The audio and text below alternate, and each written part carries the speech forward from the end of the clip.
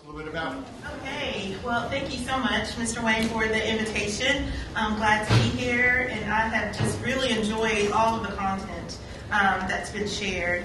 What I'm here to do, I'm Phyllis Clark, and I'm representing as the point of contact for the 15K Higher Degrees Initiative here in Louisville. How many of you have already heard of the 55K? Yes, that organization. Well, 15K is a part of that, and I'm going to dig into that in just a minute. But the first thing that I needed to say, I wish the students were still here, is that I once knew a person who, a young girl who in 3rd grade, 4th grade, 5th grade, 6th grade, and 7th grade was what I call a sidekick bully. And it took one statement from one of her peers to turn her life around in that moment. That person who turned her life around was a boy who looked at her and said, "You don't have to do what they're telling you to do." That's all I needed to turn my life around. That sidekick bully was me. And the sidekick part is really what's important, because a lot of our students are out here thinking that, you know, I have to be doing these terrible things to someone in order to be a bully. That's not me. But I'm going to trip when she talks about this young girl, or when those shoestrings are untied, or when those pants are tattered, or when you tell a joke about someone. It's a different type of bullying, but it's still bullying. That's what I did for 5 or 6 years of my young life, until my husband, David, told me differently. I didn't know at that time he was going to be my husband. And so I share that story because I was confused. And then when I think back, I didn't start sharing that story until this year, to be quite honest. And what's important for me to realize, and for other students to understand, it only takes one small thing. I thought just laughing at the jokes that Valencia said about these people walking into the cafeteria was okay. I thought that taking up for somebody else who was in trouble was okay, in the spirit and in the way in which I had done so. See, I was a compassionate bully too. You got somebody messing with you? Let me take care of them. You need something? Let me take care of you in this way. And so I would go home and I would share different types of stories. And so my parents didn't realize that I was this sidekick bully at school. They saw another little Phyllis play out for 5 or 6 years in their presence. But it was in youth orchestra where I went and I actually took the back of my husband's head and I dunked it in the water fountain, and I made him drop his bow. Again, we were in orchestra and he was holding his violin and bow. And he got water and I came up behind him, dunked his head, and he turned around to me and said, "You don't have to do what she's telling you to do." And walked away. And I watched him walk away. And during the next few days, I started thinking intently about now I'm 7th grade, 8th grade. You know, thinking like, why do I do that? Why am I operating in this way? Is it because I want to be liked, or I want to fit in? I didn't know why I was operating that way. And then it dawned on me. I'm like, let me try to put my energies in a different place. And when I did that, it started to manifest itself in what I was doing in my life around orchestra and music. And so a lot of our students really just need a peer to say those words to them, to at least plant a seed or to help them think. I know it's a lot more complex than that, but that was my experience, and that is what helped me hone in on the best of me. So I am here to really talk about how moving through all of that led me to what I want to speak about with regard to 15K, and that is operating under a mindset of educational attainment. And it doesn't matter what form of education in all forms is important. So whether you're looking for a certificate, or you're looking for a 4-year degree or a 2-year degree, or a certification, okay, the personal development, professional development with regard to your education skills and competencies, that is what is important. Now, I know there are a whole a muster of matters that surround educational and policy and culture and just about everything that's been said before me. But what Louisville is doing right now is awesome. And I really, really hope that all of you all become interested in the movement. I love how Mr. Whitlock said a little bit ago, it's about, change the culture and then change the behavior. Or change the culture and the behaviors will start to manifest themselves in different ways. And education can be one of them.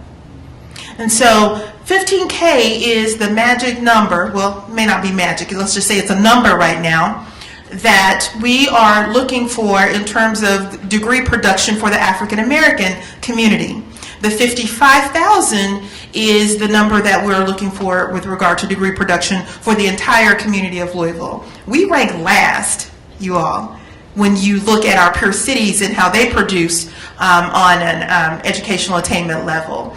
And so what we want to do with 15,000, is to dig into our community and really help people understand what's important, what's the mindset like.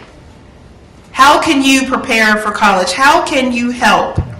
How can you be helped? Because essentially we're looking at two different groups of people, what I just said. Those who need help and those who can help. And so what I've been working on since July with the organization is really trying to help people to come into and be involved in the movement in 4 different ways. And so the next few slides will actually explain that.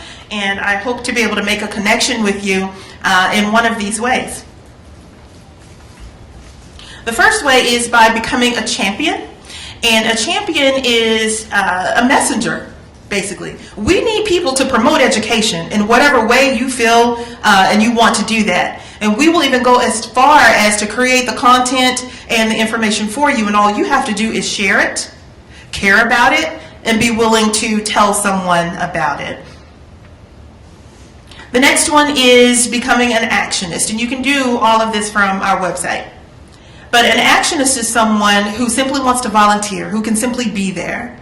A lot of times through my work at the University of Louisville, there are so many things that people want to do for you to help you, but we never really have a good answer for them in terms of what that is or what it could be. And so we've decided to, for the 15K Degrees Initiative, to organize a structured way in which you can come into the movement to help in a greater way.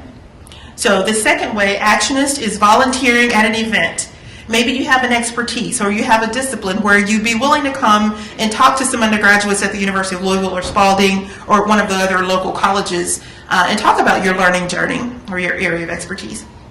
The third way is to be a Sherpa. And if you were to Google Sherpa, you would find that there are Eskimos or the stories about Eskimos who help people to journey up the mountain, and so they would go with them, but they wouldn't do the work. They were the guide, not the ride, right?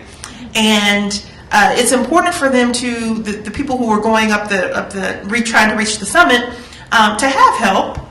And the Eskimos knew where the barriers were. They knew where the struggles were. They knew what to tell you to watch for. Well, a Sherpa is nothing more than a coach or a mentor. So if you feel like you want to help the 15K movement, we need you. We need you in just that capacity. If you want to connect with a small group of students or even adults who are returning and want to talk to other adults who've been there, done that. And the fourth way is by being a partner. And a partner is an organization, nonprofit, agency, it doesn't matter, who wants to come in with resources, in kind, it doesn't matter. We need you. We would like to partner to talk about what the benefits of your organization are, to share more info about what you do and how you do it, and we would love for you to do the same for us. Okay, so while we talk about 15,000 degrees, yes, that's a goal, but we're not stopping there. Same thing with 55,000. We have so much to do, as you can already hear from everything that's already been shared today. And getting ready for questions. I am hopeful that if you are interested in becoming a part of the 15K movement, or the 55 degree movement, that you'd be willing to go to our website at 15kdegrees.org and simply look at this information again and just plug in, and we will do the rest. We will do the rest for you. If the students were here, if the students were here, I had wanted to quickly tell them there are 3 things, because I'm always thinking about college and college preparation and degree production and matriculating through your university. If you don't mind telling the students, I want to tell you. The first thing that I would love to see more of for educational attainment for our students is for them to understand what their pop is. I need a student to pop and to shine in front of me, and I want to help them do that. When I come to their school, Reginald Meeks is back there, and he knows what I'm talking about. I used to report to him for this work. When students come up to us, we need for them to understand more about themselves and their GPAs and their ACT scores, and even if they don't have that, they still need to be knowledgeable about what that information is. And so something new, though, is the points of pride. I need to see our students having more points of pride, creating their own. Universities have them, why can't they? So a point of pride is something where a student is able to talk about themselves in creative ways. I heard someone earlier say character.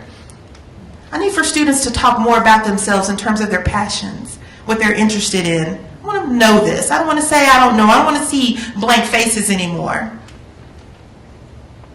The second thing, as your students build their resume, I need for them to think about brevity and depth instead of how many organizations they've been a part of or the popularity of such. Let's have 1 or 2, but let's talk very specifically about what they have done to be of service or to be significant within the community, even more so. And the third way, quickly, is that we understand that there might be some issues with our standardized testing and just working to take those types of tests and getting our mindset around that. I need for our students to come in and understand that, regardless of that, it's going to happen. So let's spend some energy dealing with the fact that we have to take these standardized tests in a different way. Let's spend the energy on preparing. I thought I heard Ms. Kelly say that there is an ACT testing prep session going on right now at the Louisville Community Center. So our students need to understand that certain things will be commanded of them regardless of what they think about it. So the energy needs to be put, the direction needs to be put, and the guidance to help them understand how important these things are. Okay, so those would have been the 3 things that I wanted to share with the students before they left. And then finally, I'll leave you with this quote from Malcolm X, and he talks about, we've seen it a million times, but I'm going to say it today. Education is the passport to the future, for tomorrow belongs to those who prepare for it today. We have to get this work done. It starts with our mindset, our heart, and our will, our volition to carry this out for ourselves and for our community. So thank you all so much. I appreciate being here.